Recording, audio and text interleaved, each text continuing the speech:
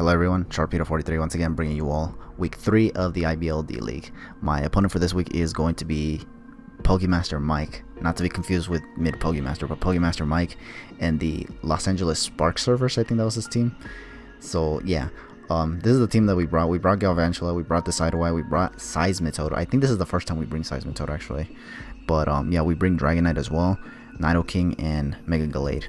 Now the reason why we brought these mons is because I was actually afraid of a good number of his draft, kind of, you know, particularly the Kartana, the Cofagris, and the Salamence. I think my Milotic could very well be annoying if it manages to wall the heck out of me, because we all know how good my Milotic is of a wall. And Jolteon can be annoying if it happens to be the Quick Feet variant, because Quick Feet allows it to outspeed literally everything on my team, even with Sticky Webs. So yeah, but anyway, so this is the battle.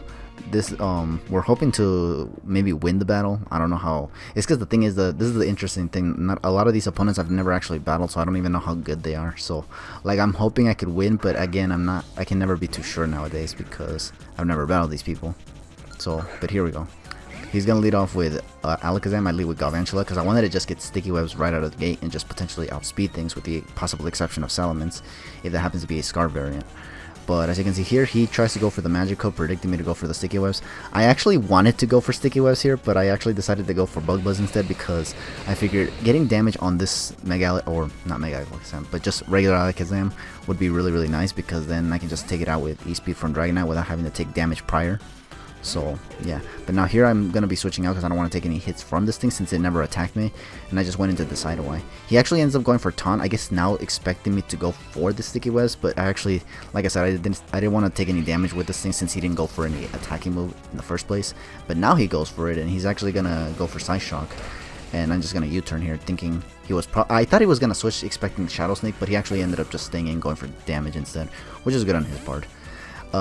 You're gonna see right now, he actually, okay, fun fact, that during that turn the battle disconnected, so we had to kind of redo it. So I'm gonna explain a little bit about that turn that happened with the Shadow Sneaking, or with the U-turn on the Decidueye. But anyways, here he goes into Milotic. I think I went into Nidoking on the switch in, but he got switch initiative, so as a result I had to be switching out again. I went into Seismitoad. I honestly thought he would predict this and go for Toxic, honestly, but thankfully he didn't. So here, I think I tried going for Hidden Power Fire, because I was thinking that the Kartana could definitely come in here, because I mean, a lot of the stuff that Seismitoad has can't really touch Kartana unless it's a special attack, but I don't know. But here I went for Hidden Power Fire expecting this, the Kartana, and he just goes into Cofagris instead. I go for Toxic as a result, because I was thinking, yeah, he's probably going to stay in then if that's the case. So here, okay, this is very interesting. He goes for Shadow Ball here, and I was thinking, oh, so Shadow Ball is the only thing he can hit me with, right? Okay, then I'm perfectly fine here. But during this part of the battle, I actually couldn't I actually wasn't looking at this part of the turn, so I actually didn't even know what he went for here. So I went for Hidden Power Fire, probably thinking he'll switch out if Shadow Ball is the only thing he can hit my Seismitoad with. But however, he ends up going for Energy Ball, which once again, I did not actually see him go for this at the time. So I was wondering, oh, did he take me out with Hidden Power Grass? Did he actually have Hidden Power Grass on this thing? And I was like, oh, damn. But no, it was actually Energy Ball, which I completely forgot these Cofagris can get. It's because the thing is that I almost never see them on Cofagris these days. But yeah, I had that, and it took out my Seismitoad without me realizing it, literally. But yeah, so here as a result, I have to take out the Nidoking. Like, I have to send it out and try to go for Ice Beam, predicting something like Salamence probably, because going for Earth Power I felt would have been too obvious. I felt so, but he ended up going into Milotic to take the hit. Now here, this is actually a very interesting play that I made here. I switched out because I didn't want to take a Scald from this thing. So I went straight into the Decidueye to potentially sack it if he ends up going for Ice Beam instead. But here he ends up going for Miracle, which is like, oh. So thank goodness I switched out, because I thought I actually was just going to sack the Decidueye here. But now thankfully for me, I have the opportunity to get some switch initiative for myself here. So I decided to go for U-turn, hoping he actually wants to switch out. And thankfully he does, and he ends up going into Kartana, which is the mon I definitely would like to have some switch initiative over. And yeah, but yeah, so I send out Galvantula right here now, because this Galvantula is Focus Sash, so if this thing happens to be like banded, I can live a knockoff from this thing, and which is exactly what he goes for here. And thankfully it doesn't even put me down to my Sash, but he does knock off my Sash nonetheless. But now, because I get to go for the Bug Buzz here, it doesn't really matter, because this Kartana is now going to go down thanks to its abysmal special defense. But yeah, so thankfully I got rid of the Kartana, which for me honestly was probably the biggest threat on this team, because those things, if they get going, they start to destroy your entire team, even if they resist. So yeah, But anyways, here he sends out Jolteon, and I just let Galvantula go down because I figure I don't even think the Sticky Webs are that necessary, given that he still has a Salamence in the back. And if that thing is Scarfed, then it doesn't matter whether I have Sticky Webs up or not. It'll still finish off the rest of my team. But either way, here he reveals to be the Quick Feet variant of freaking Jolteon. So I was thinking, okay, my Nidoking is at full HP, so I should be able to take at least one hit in Power Ice. So I went for the Sludge Wave here in case he goes into Salamence, because I didn't want to go for Earth Power on the off chance he switches into Salamence. And he ends up going into Milotic instead, so I was like, okay, good thing I just went for Sludge Wave then, because at least I get some damage on this Milotic, which as you can see actually turns out to be a specially defensive variant, as opposed to the typical defensive variant. But here, because of the fact that there's like almost nothing I can just do to this Milotic, I just decided to go for damage here, which was a risky move, because if he went for Skull, he would have probably taken me out or something. But thankfully I just went for Sludge Wave, and he actually revealed Dragon Tail to me, which is actually really good, because I actually didn't want to stay on this matchup. And I didn't think there was any way I can get out of this matchup without trying to attack it or something. So I just attacked it and he went for Dragon Tail, and he actually pivoted me into, or phased me into Mega Gallade, and as a result here I can just freely Mega Evolve. I decided to go for the Zen Headbutt right here just to see how much this would do to my Milotic, and it almost takes it out. I do get the flinch, which might have mattered if he actually was trying to go for Skull, because he could have probably gotten not only damage on the Mega Gallade, but possibly burn it as well. Here, I wanted to set up a Swords Dance, but again, I just didn't want to take a Skull from this Milotic and get burned possibly, because then that would negate the Swords Dance, and then I would still be taking burn damage in the process. But because of that, I actually ended up going for the Shadow Snake so that I don't miss Zen Headbutt, and he actually ended up going into Cofagrigus because of it. I don't know why. Maybe he was predicting this, I don't know. But I just went for Shadow Snake here, and this Cofagrigus is taking Toxic damage because of the Toxic that I got from Seismitoad, but the thing is that I can't stay in on this thing because this thing turned out to also have Rocky Helmet, which will cripple my my Mega Gallade down pretty significantly, to the point where Salamence can probably take it out if it's a Scarf variant. So I didn't want to allow that, so I just decided to send in Nidoking to possibly sack it if he ends up having something for Nidoking. I think here he went for a Shadow Ball and he got the Spadef drop, so that's kind of bad for me, and you're going to see right here why. But he's going to go into Milotic, sacking it because he doesn't want to let Cofagrigus go down yet, because he wants to still be able to cripple my Mega Gallade with that Rocky Helmet. So he sacks Milotic, and here is where he's able to bring Jolteon once again. And I don't have switch-ins to Jolteon, unfortunately. Like, unless I want to sack the Sidle Wipe, but I have Shadow Sneak on the Sidle Wipe, and I figured getting damage on this Jolteon with Shadow Sneak would be nice since his physical defense is actually pretty poor. So I just figured let Nidoking go down right here. It is going to go down thanks to the special defense drop. I don't think I would have been able to go down if he didn't get the special attack drop. He would have had to go for a hidden Power Ice if that were the case. But I mean, yeah, he takes it out anyways, and here's where I go into the Sideway just to go for a Shadow Snake.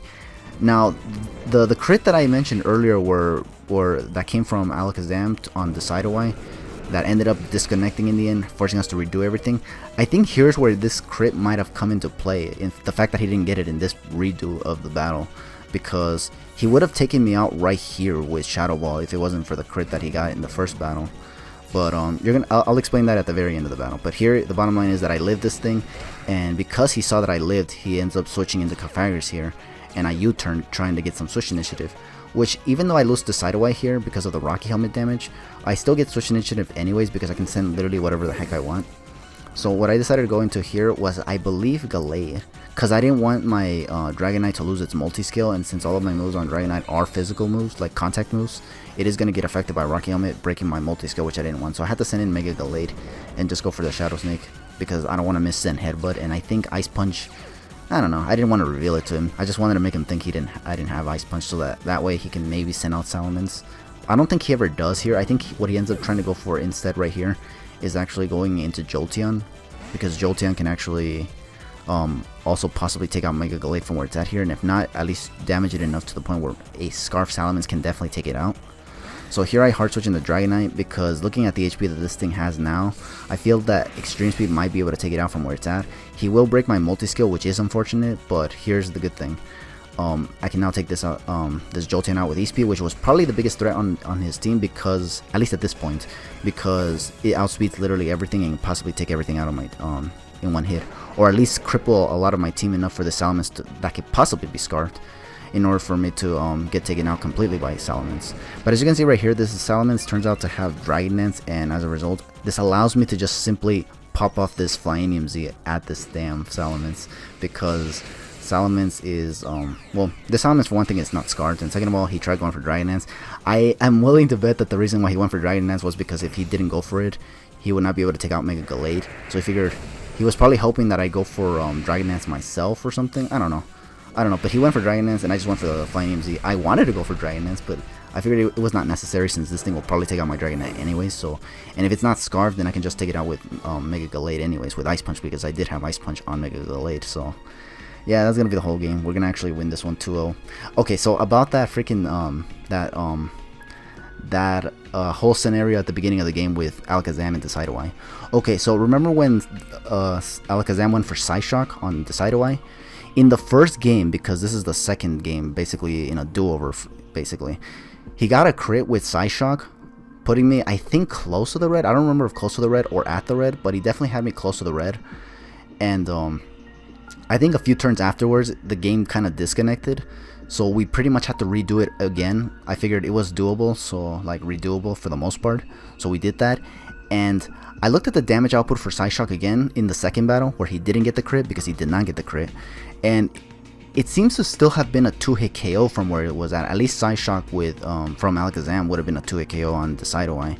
So I figured, I don't think the crit mattered that much, except when it kinda did, when it came to the part where Jolteon went for Shadow Ball on the Decidueye, because my Decidueye was actually Assault Vested, and it was able to take the Shadow Ball because of the fact that he did not get that crit with Alakazam. But what I want to say here is that maybe, just maybe, that crit didn't matter too much, and in fact, if he actually did get that crit and actually was able to take me out with Shadow Ball with Jolteon, I might have been put in a very good position, because I think that would have allowed me to freely send out Dragonite to go for Dragon Dance and then late game sweep the entirety of his team, because yeah, the Jolteon was Quick Feet, but I had E-Speed, and it was already getting kind of crippled with the burn and the additional damage that I got from Shadow Sneak with the Decidueye earlier. So what I'm trying to say is that basically there was a point in the battle where it disconnected, and the one thing that we had to that we weren't able to redo was that crit from Alakazam. But I'm just trying to point out that it may not have mattered in the end,